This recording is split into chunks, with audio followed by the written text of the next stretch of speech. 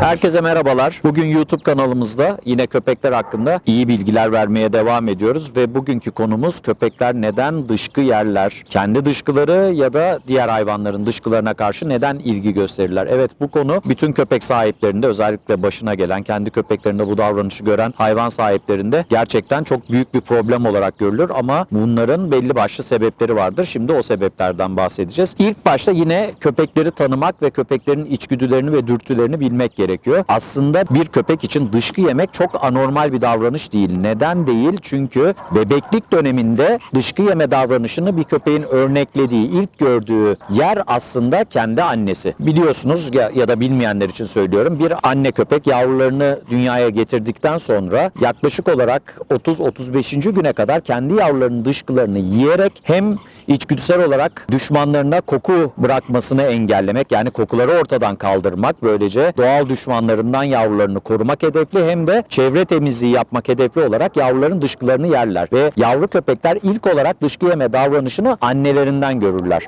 Bu nedenle aslında köpekler ilk olarak dışkı yeme davranışını annelerinden örneklerler ve dolayısıyla dışkı yemek onlar için çok anormal bir davranış değil. Tabii ki bu davranış köpek eve geçtikten sonra sahibi tarafından, yani sahip bu davranışa şahit olduğu zaman insan için son derece tiksindirici bir hareket olduğu için büyük bir problem şekline gelebiliyor bir köpeğin kendi dışkısını yemesi ya da başka hayvanların ya da insan dışkısına karşı ilgi göstermesi. Ancak bahsettiğim gibi birincisi içgüdüye paralel oluşabiliyor. Diğer sebepler neler? Birincisi, yavru köpeklerde sindirim sistemi tam olarak faaliyetini şekillendirmediği için, yeni sütten kesilip katı gıdalara alışma dönemi içerisinde olduğu için bazen köpekler dışkılarında kullanılan besinleri sindirmeden çıkartırlar ve sindirmeden çıkartılmış olan besinlere tekrar geri dönebilirler. Bunun haricinde kötü beslenilen köpekler tekrar dışkılarına dönebilirler, beslenme hedefli olarak dönebilirler. Başka bir sebebi, özellikle pet shoplarda dar alanda muhafaza edilen köpeklerin bulundukları, yemek yedikleri ortamda dışkı yapmaya itildikleri veyahut da mecbur kaldıkları dönemde ortamdaki dışkıdan kurtulma hedefli olarak ortamını temizlemek ya da yemekle algı olarak karıştırmak hedefli olarak dışkılarını yemesi mümkün. Ya da yanlış formülasyonlu, aşırı yüksek proteinli ya da yavru köpek sindirim sistemine uygun olmayan yemeklerle beslenen köpekler de tekrar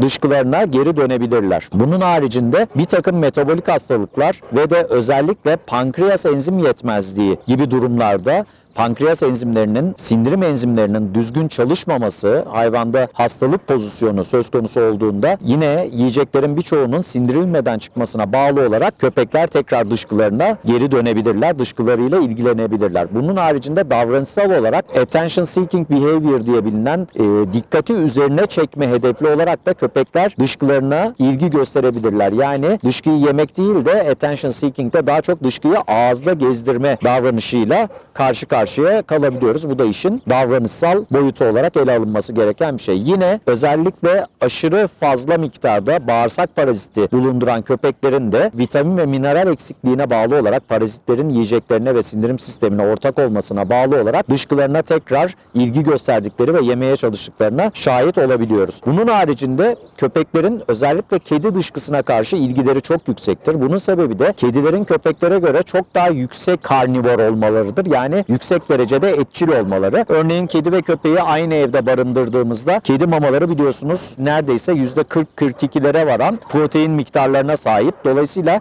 kedi dışkısındaki zengin protein köpeğin ilgisini çekebiliyor ve buna bağlı olarak kedi dışkısına karşı aşırı derecede ilgi duyabiliyor.